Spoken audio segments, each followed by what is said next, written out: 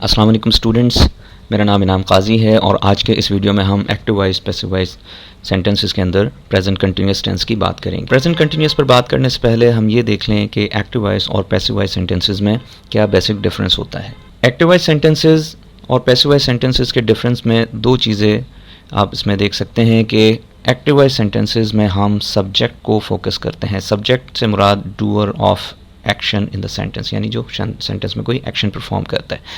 और passive voice sentences में जो हमारा फोकस होता है या जिसको हम हाईलाइट करते हैं वो होता है ऑब्जेक्ट।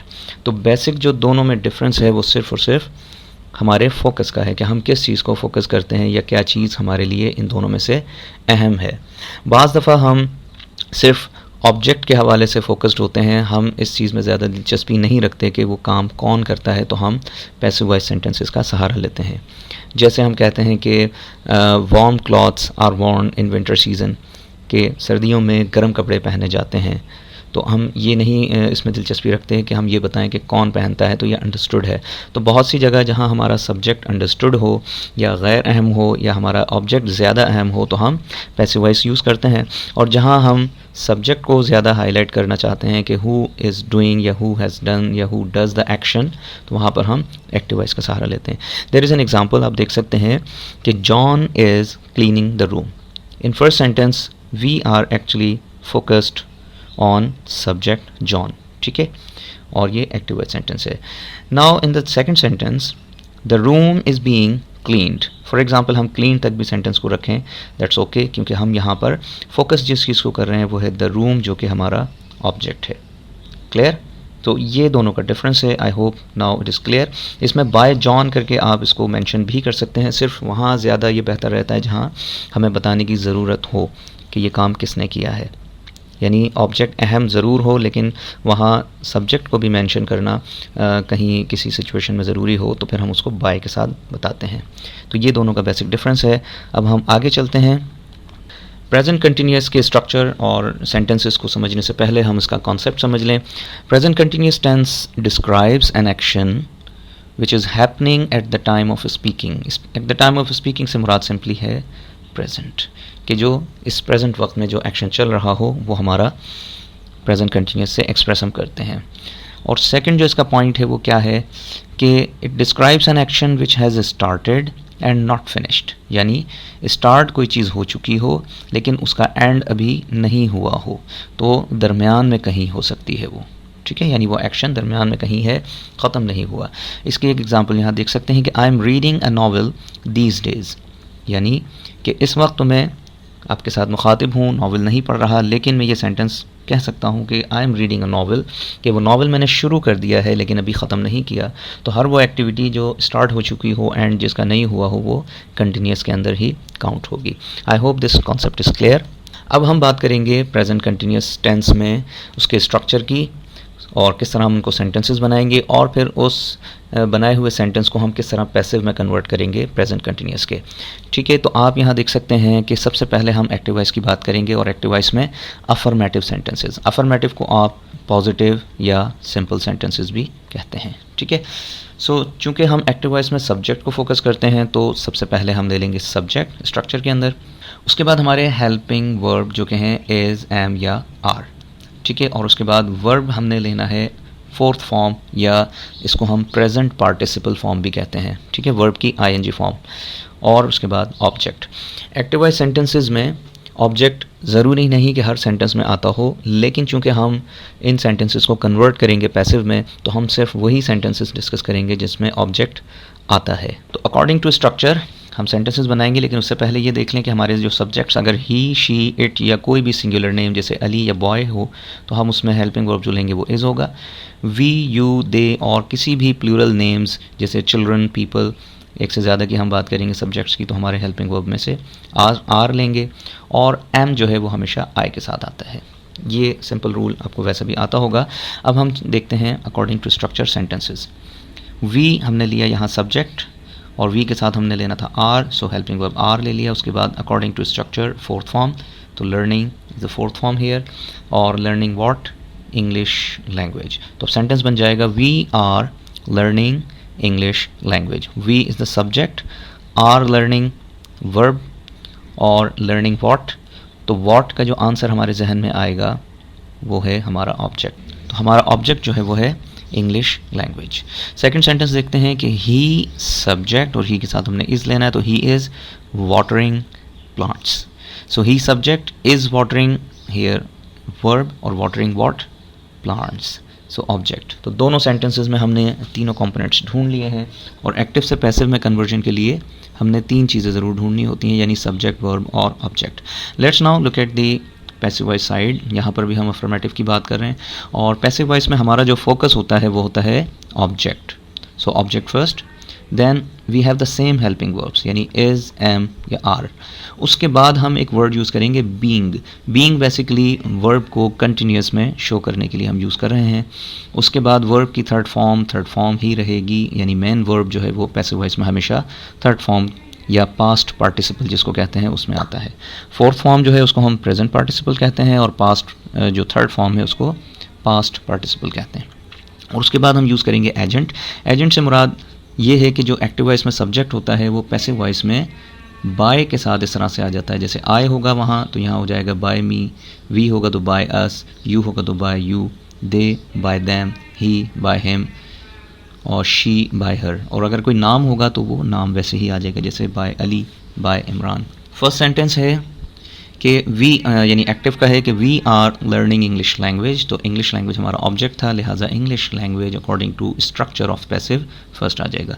इंग्लिश लैंग्वेज के बाद इज़ चूँकि सिंगुलर चीज़ थी, बीइंग अकॉर्डिंग टू स्ट्रक्चर हम ले लेंगे। सो इंग्लिश लैंग्वेज इज़ बीइंग और लर्न की थर्ड फॉर्म हो जाएगी लर्नड और फिर एजेंट अगर लगाना चाहें जहाँ ज़रूरत हो। Clear? So we are learning English language, so English language is being learned by us. Clear? Next sentence is he is watering plants. तो इसमें प्लांट्स हमारा ऑब्जेक्ट था और प्लांट्स यहाँ प्लूरल चीज़ है, सो लिहाजा we have taken are as a helping verb. So plants are being for continuation, plants are being watered by him. Clear? So this is very simple. Now let's look at the negative. Negative में आपने कुछ नहीं करना, सिर्फ helping verbs के बाद not का इजाफा कर देना है दोनों जानिब।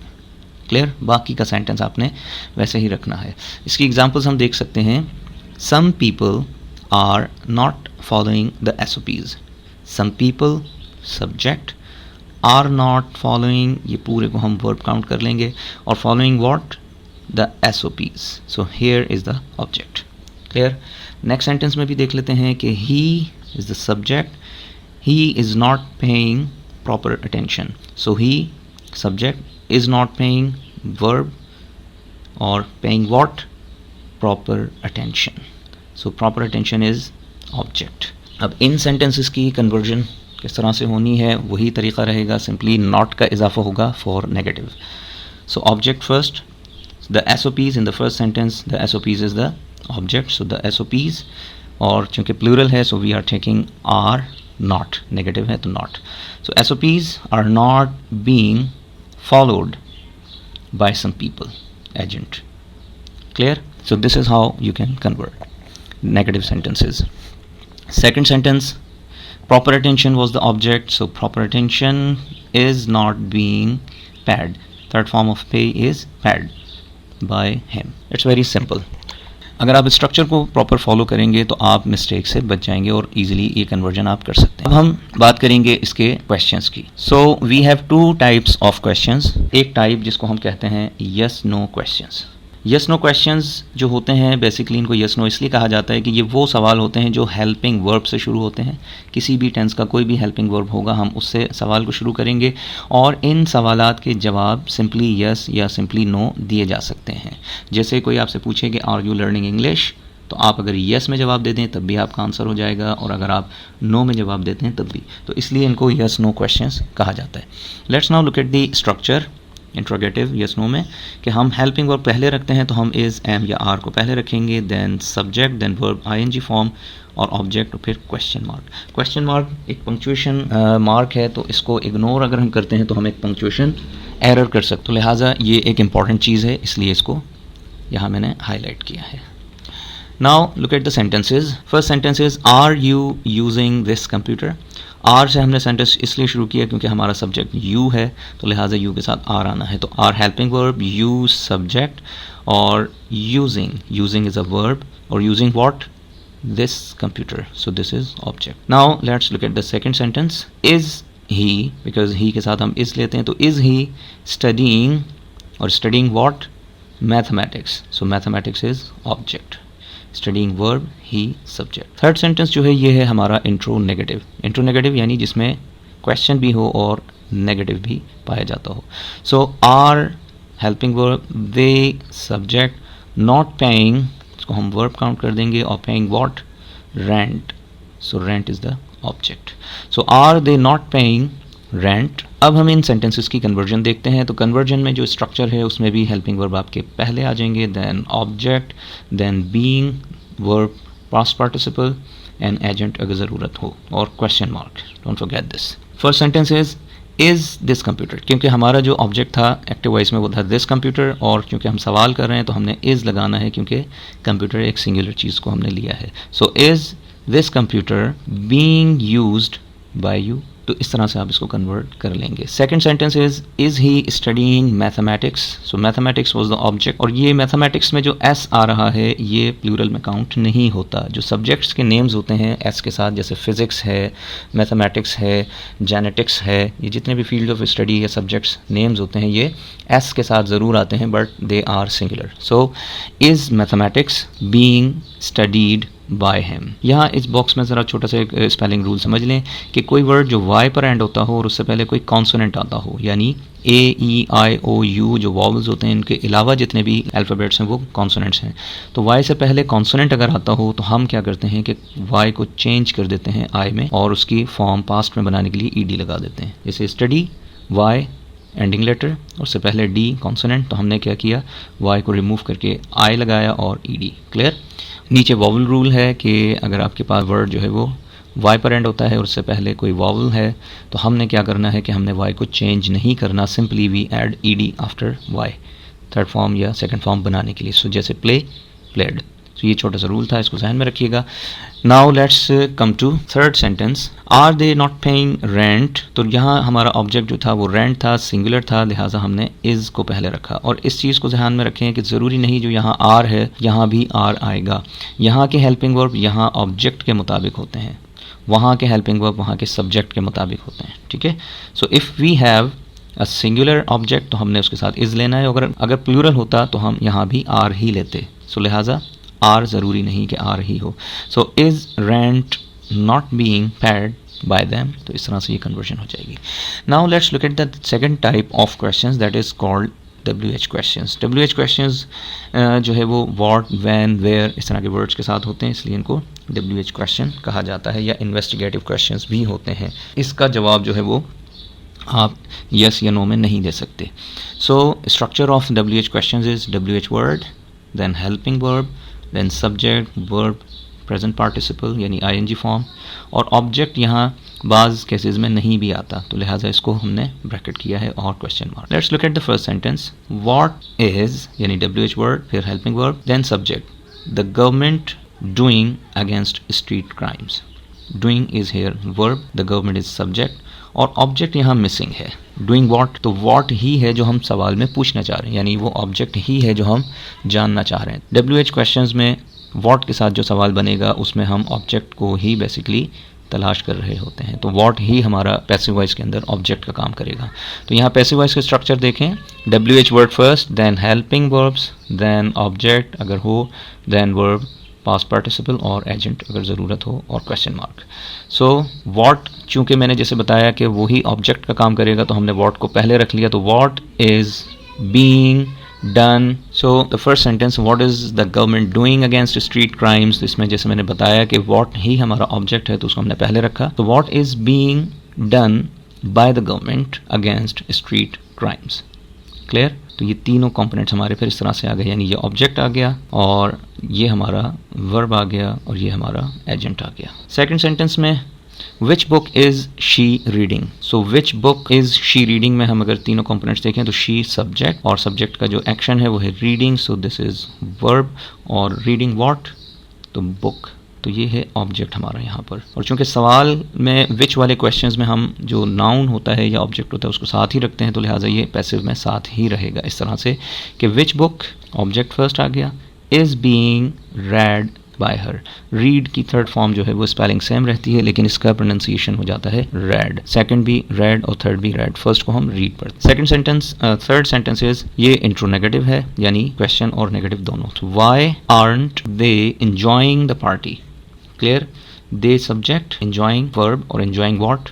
द पार्टी, तो ऑब्जेक्ट। क्लियर। अब यहाँ आ जाते हैं, वहाँ आरंट था क्योंकि दे के साथ आना था, यहाँ इजेंट है क्योंकि पार्टी सिंगुलर ऑब्जेक्ट है। So why isn't the party being enjoyed bye them? Clear. Fourth sentence है हु। ये केस जो है फर्स्ट वाले से सिमिलर है। किस तरह से कि फर्स्ट में हमें सब्जेक्ट और वर्ब मौजूद थे लेकिन ऑब्जेक्ट मिसिंग था जिसको हम तलाश कर रहे थे। फोर्थ सेंटेंस में हमारे वर्ब और ऑब्जेक्ट मौजूद हैं जबकि हम सब्जेक्ट को तलाश करेंगे हु के साथ। Clear? So just let's read the sentence कि who is making this noise? So making verb हो गया और making what?